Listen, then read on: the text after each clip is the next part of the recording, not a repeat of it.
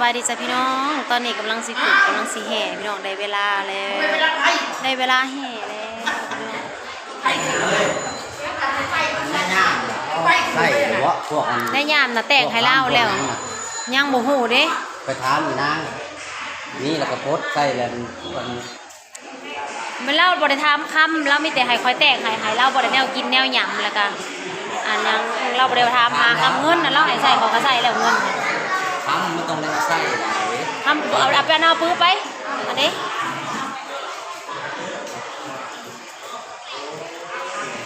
ถ่ายมอสเลย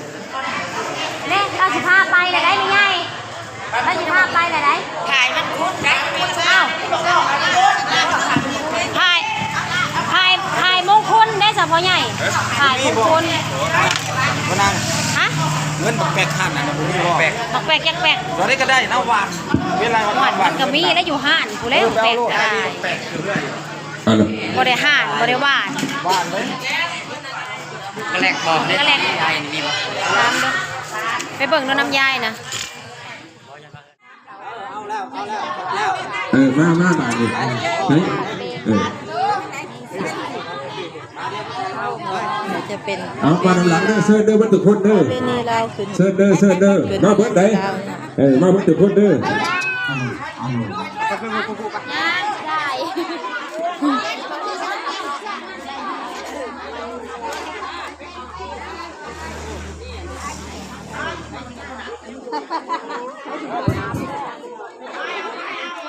เอาเซิร์เด้อมันทุกคนเด้อเซิร์มาเบิดทุกคนเด้อมืองามยามดีเด้อมือดีเด้อมาลงเพื่อนใหม่เพื่อนงาม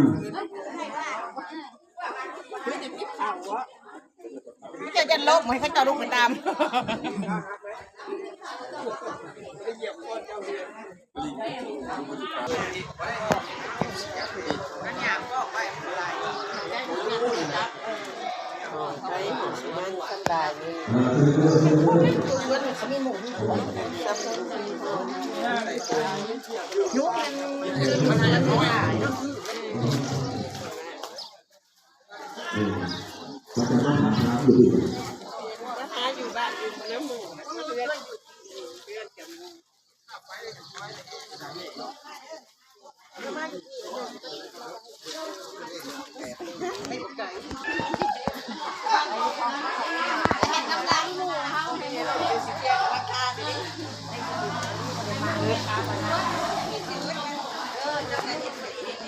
เอาขามาพี่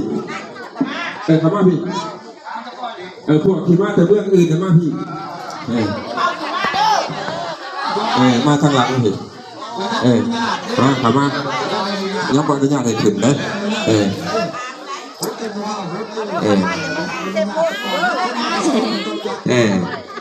ว่าจะโหตินไปนอนได้เนาะ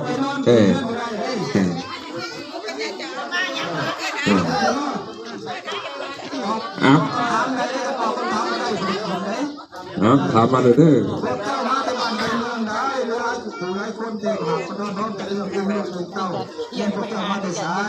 โดยส่วนขน้อยนี่มาจากไทยกำเมืองหมันเมืองคำท่องเด่นอบอุ่นเมืองบางครั้งสมบูรณ์อดีตแต่เข้าแต่ก่อนกี่บ่มีเหลือที่ถูกจนได้ยินเพิ่นสาวว่าพระเจ้าก่อแผ่นดินพระอินทร์ก่อแม่น้ำนั่งน้อยเมฆลาได้ยินข่าวว่าลุงร้านทั้งนี้ได้พวกขี้หาห้องเฮือนสูงหลังใหม่เกิดมีความเดือดใสว่าอย่างมากคุ้นคำหวังให้บังคุมสุ่มเย็นความเจ็บบ่อยได้ความไข่บ่อยนี่แล้วขน้อยในลูกมึงนั่นเองนะมึงกระต่ายลูกกระพอนี่ลูกเป็นจ้างปัดที่ว่าแมนเอาดอกของดับของดีพวกขน้อยก็ได้มาเต็มทงเต็มไทยหาบจะเซ่ที่3เงินคำแก้วอะไรมาน้ำลายอยู่อันว่าเงินคำแก้วเต็มกระตาผู้ได้หาป้ามือนี่เนาะมาขับมาคูดมาหังมามีได้มือนี่นะที่4กุ๊บซองผ้าผ่าซองดาวในมานำอยู่บ่อันว่ากุ๊บซองผ้าผ่าซองเบิงดวงดาวพวกกันหน่อยก็ได้มาที่7แห่ลูกท้องห้องลูกกัวได้มานำอยู่บ่อันว่าแห่ลูกท้องมองลูกกัวพวกกันหน่อยก็ได้มานำที่8 สนมเสนามานับใจได้มานำอยู่บ่ อันว่าสนมเสนาอามาตย์โอ้ยหลายแท้ๆได้พูดบ่จักผู้หาบ่จักผู้อุ้มผู้หยังหลายแท้ๆได้อาจารย์เอ้ย ขอที่เก้าเครื่องคำของคุณได้มานำอยู่บ่ อันว่ากันคำของผู้ก็เต็มท้องผู้ขานี่แหละมีเบิดทุกสิ่งทุกอย่าง ขอที่สิบท่านสิมาคำมาคุณให้ลองเอาสิ่งเครื่องเรือนมันดูอันคนที่เครื่องเรือนบ่จักของเรือนจึงเรือนนี่ครับคืนเมื่อใดตัวนี้เนาะ แม่นเอาก็จังว่าจะให้ผู้ขาว่าเสียงเอื้อนดังนี้ว่าทีว่าผู้ใดเป็นผู้เฮ็ดผู้ใดเป็นผู้สร้างเทวดาใดนี่ละมิตมาว่าทีเอาฟังเด้อกันหน่อยสิว่าให้ฟังเด้อเสาต้นที่1ข้างหน้านี่ชื่อพิทักษ์ธมนางามต้นที่2น่ะชื่อหน้าเมืองธมต้นที่3นี่ชื่อส้มพระนครต้นที่4นี่ชื่อว่าเท่าขนเมืองต้นที่5นี่ชื่อว่าเฮือนพระราหุลต้นที่6นี่ชื่อว่าคุณพระคั่งต้นที่7นี่ชื่อว่าบังโพยไผ่ต้นที่8นี่ชื่อว่าชยมงคลต้นที่9นี่ชื่อว่าตั้งใจมั่นดังนั้นชื่อว่าเจ้าตอพวกรอชื่อว่านั่งคำไหลบันไดทั้งหน้าชื่อว่านั่งคำแก้วข้างตรงชื่อว่าเท่าองค์อาจเป็นกาดชื่อว่าเท่าบุญเย็นพระสิ้นชื่อว่าเท่าสัตซื่อชยั่วคือชื่อว่าเท่าคำแสนไม่ละแนงชื่อว่าเท่าละไม่อกไก่ชื่อว่าเท่าบุญเฮียงเที่ยงไพ่ชื่อว่าเท่าบุญสู้ป้านล้มชื่อว่านั่งทมเท่าก้อนเสาชื่อว่านั่งคำสู้ประตูหน้าต่างชื่อว่าทางล้มเข่าคุกมาเข่าชื่อว่าเท่าบุญหนาหลังค่าชื่อว่าเท่าปกปอกยกขึ้นแล้วงามดีอองตองไฟได้ขึ้นอยู่แล้วอายุมันคนยืนนอนกลางคืนในพันดีมีโศกนอนกลางเว้นโลกไพ่กับบ่มาเบียดใดนี่ละผลว่าเฮือนพญาอินพญาพ่มตกแต่งพญาแทนเป็นไห่มาไว้โดยเห็นมูลมีแต่คูณกับคูณมีแต่ดีกับดีในเรื่องเศรษฐีเงินทองคำคังสร้างมาอังเต็มถุนมาเปลือกคูณเต็มแล้วเรียกลูกเต้าให้อยู่ซุ่มกินเย็นเคาะกระบอกให้เห็นเวทกระบอกให้ไก่มิแต่ได้กับได้มิแต่ดีกับดีนี่เลยเรื่องเศรษฐีเงินค่ำกองกับปุ่มเพื่อนอยู่ซุ่มกินเย็นเป็นเพราะชิมของเจ้าวาสนาน้ำชมเทนอต้องต้องหลงบุญน้ำชมเต่าเทนอต้องต้องหลงทองคำอันลำคาขั้นบุญหลายจริงก่อนพ่อบุญน้อยเสียบ่เห็นได้ขน้อยขอสุดท้ายเลยเนาะพญาลูกอาวัดได้หนาวนี่คือมานำอยู่บ่ อันว่าโลกข้าไข่วัดไอหรือพญาโลกโมนันโมนี่ผู้ขาบ่ได้อามานํเด้ออันนี้เด้อมันบ่มีบ่อามาดอกทิ่มเบิดแล้วอยู่ดีมีแห้งแล้วบัดนี้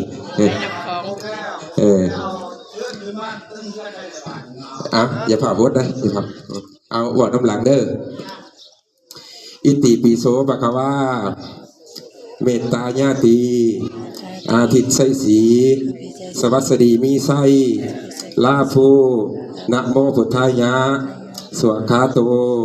ภควตาธัมโมเมตตาญาติอาทิตย์ไสสีสวัสดีมีไสลาโภนะโมพุทธายะสุปฏิปันโนภควโตสาวกสังโฆเมตตาญาติอาทิตย์ไสสีสวัสดีมีไสลาโภนะโมพุทธายะหลังก่อสร้างนพราชเทือนหินขอให้มีความสุขอยู่เย็นปานน้ำหลังก่อสร้างนพราชเทือนหินขอให้เงินคำไหลหลังมาคือน้ำหลังก่อสร้างนพราชเทือนหินขอให้เตโซภายปราบม่านทักคายหลังก่อสร้างนพราชเทือนหินภูมินาโคอย่าเที่ยวมาทางนี้นั่งลงนั่งจังหน่อยขอกำมาเมกันใดก่อนเด้อสาธุเด้อจากผู้บันได้แก้วขาข้าทองเที่ยวถึงในถอนอย่าได้มีกำเวทแบบปฏินชุดเจ้าย่ามายิ่งใส่ขึ้นทูไทยเอาตีนไตอย่าได้เป็นบาปหายน้ำเฉียนดอกต่อยต่ำย่ามาโจรมั่นขึ้นเพื่อนเพื่อนหาเจ้าไหลในถอนหาเจ้าห้องอย่างอื่นจะคล้องบ้านให้ตื่นนอนในเด้อเจ้าแม่เอ้ยสาธุคนตีนเด้อคนตีนจะคล้องเพื่อนเด้อเยี่ยมคนใหญ่นี่ก่อนเอาคนจะเอาเหยียบขันหนึ่งให้เงินหมื่นไหลมาห้องเอาอย่าขึ้นมาเหยียบขันสองให้เงินเสียเงินล้านไหลมาเขาอย่าขึ้นมาเหยียบขันสามพี่น้องเต้าเขามาหาเหยียบขันสี่ให้ท่าสีท่าสามมาคอยหับใส่เหยียบขันหาก็เจ็บหอยได้ความไข่บ่อยมีแล้วบาดอยู่เย็นเป็นสุขเด้อสาธุเข้ามาเชิญเด้อสนุกสนานอามาเด้อขับมาพูดแล้วมือนี่เนาะพูดให้เป็น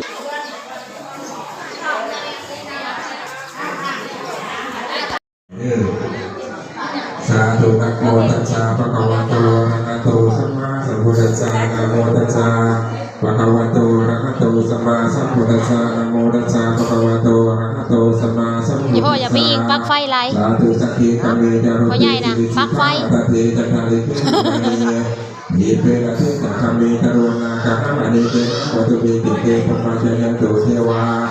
สาธาลวิสเมยะขัพนาคติสัตตาสัพพิเตยังมุนีรวัจนัง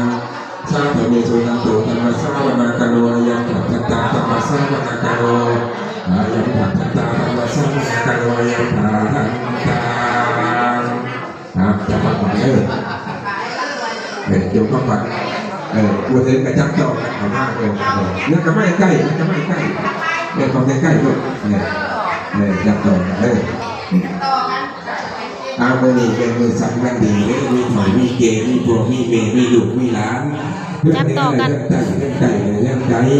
ได้พบเพียงกันว่าตุ๊กเต็มย่อพักวันย่อมีลูกตึงมาตัดเวทีที่สิ่งมีในเพลไล่นี่กระตุกไว้ในภาคเขานี่พอมีแต่เจออะไรหมดมาตัดหลอกจะดูสักรอบใส่หลังมีทั้งไข่บุกเทียมมีทั้งเรนใส่ก่อยมีทั้งสอยสักบ้านอาหารไหลถูกสิ่งพอทำกินพ่นไหลลงมาในย่อมผ้าของหลับเต่ามีทั้งกระตุกป่วยไปซีมีทั้งไข่ในดีอย่างบอสขวัญจะมาหอนแล้วขวัญเจ้ายาสุนีเจ้าอยู่ดีมีแน่ของหอยเห็นเล่นหอยตกพบกันของยาสุนี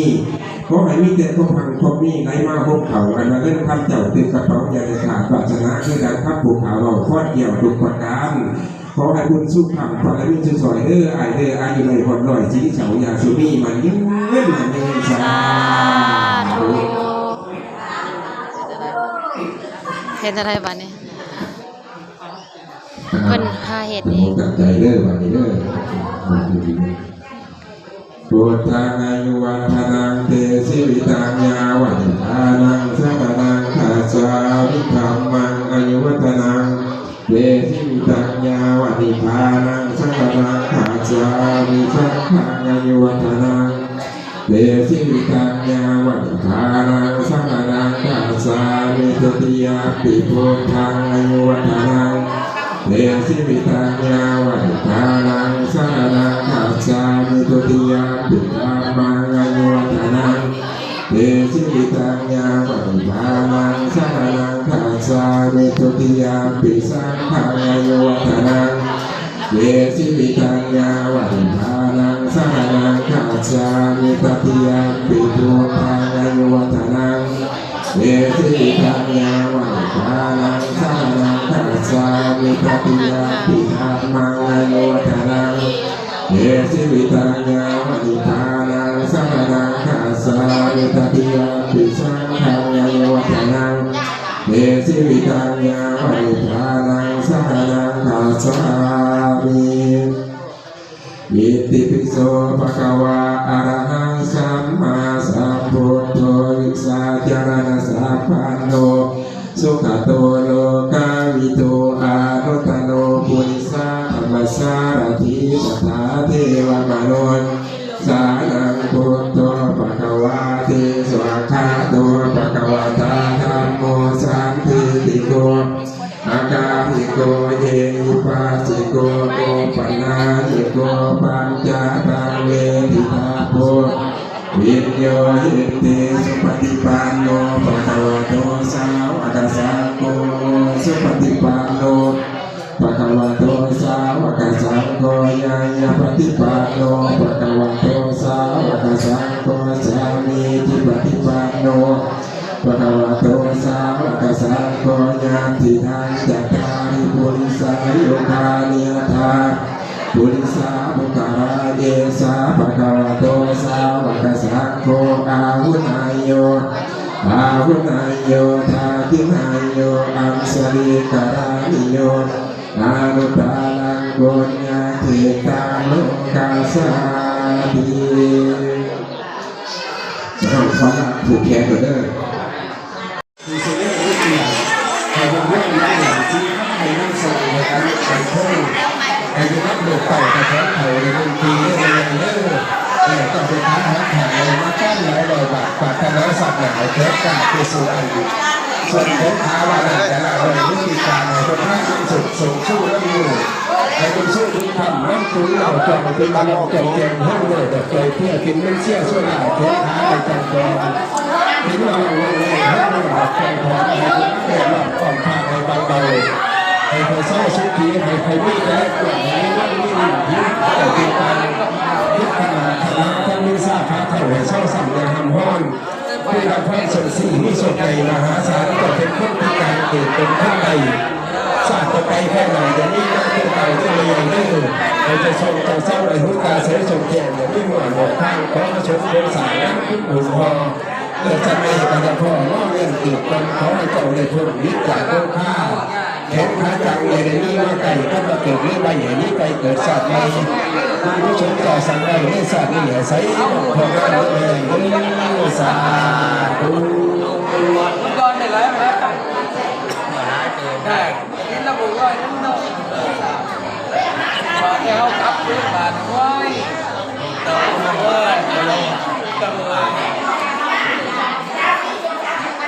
ก่อนเด้อน้องจ๋าอิ่มบ่ยายเอายังเพิ่มอีกบ่ซุมหัวหน้าเพิ่นก็หัวหน้าบอยฮากะมาพี่น้องมานำหลังทีมงาน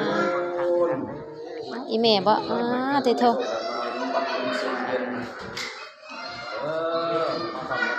ติดสแตมป์หัวหน้าเฮานะ ใครกับป้าก็ได้ไหมบุเป็นไหมนำตัวมาคนแรกไก่กับบาดไก่ก็ได้เลยไก่ก็เป็นไก่คนขึ้นห้องขึ้นติดสแตมป์มาติดสแตมป์มาห้อง ติดสแตมป์ แตมป์มาห้องมันเป็นสิบโน่นเจ้าโคมาหอดมาถึงพี่น้องคนหอดหมดเดียวคนร้ายจะมาบ้านตามเสียงตามสายตามขึ้นหอดถึงพี่น้อง เว้าหยอกๆความอันนั้นหลาย สิพูดมาทำมาพูดไปเลยให้ยินดีให้ด้วยได้ด้วยบ่ให้พวกช่วยกันด้วยครับว่าเป็นภาพในโลกโลกไหนมาให้ยินดีเองเด้อท่านเด็กครู ๆหมอพร เช่นไรครับบ้านบุญหลังไรครับที่ได้นางเด้อเป็นเงินไรก็ยินดีมีแน่เพื่อนใหม่เนี่ยบนใจมิตรกระเบื้องสังกัดสีพาแง่แง่ร่ำรวยเงินทองไรน้องทองไรมา สาธุ